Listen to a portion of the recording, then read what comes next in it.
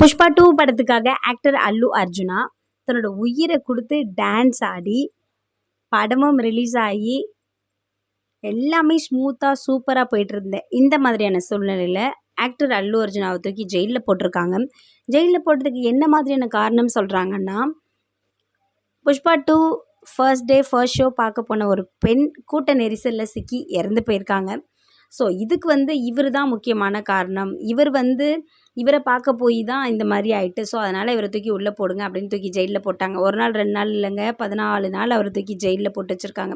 நம்ம கொஞ்சம் கம்மியாக ஆடி இருக்கலாமோ அப்படின்னு அவருக்கே தோன்ற அளவுக்கு தான் இந்த விஷயம் இருக்குது. ஏன்னா இதில் அவரோட தப்பு எதுவுமே இல்லை அப்படின்றது நம்ம எல்லாருக்குமே தெரியும். கூடவே சேர்த்து புஷ்பா 2 இந்தியா அளவில் ஏன் இவ்வளவு பேசப்படுதுன்னு கேட்டிங்கன்னா, முதல் விஷயம் புஷ்பா 2ல் ஆக்டர்ஸ்க்கு கொடுத்த சம்பளம். முக்கியமாக அல்லு அர்ஜுனா அவங்களுக்கு 375 கோடி சேலரியாக கொடுத்துருக்காங்க. இது எவ்வளோ பெரிய ரெக்கார்டை பிரேக் பண்ணியிருக்காருன்னு கேட்டிங்கன்னா, இந்த சேலரியை ஷாருக் கானோ, சல்மான் கானோ, சூப்பர் ஸ்டாரோ இவங்க யாருமே வாங்கலை. ஸோ இந்தியன் அளவுக்கு அதிகமாக சம்பளம் வாங்குகிற ஒரு ஆக்டர் அப்படின்னா அது அல்லு அர்ஜுனா அவங்க தான் அப்படின்னு சொல்கிறாங்க. கூடவே சேர்த்து படம் ரிலீஸ் ஆன வெறும் 5 நாளில் 1062 கோடி கலெக்ட் பண்ணியிருக்கு.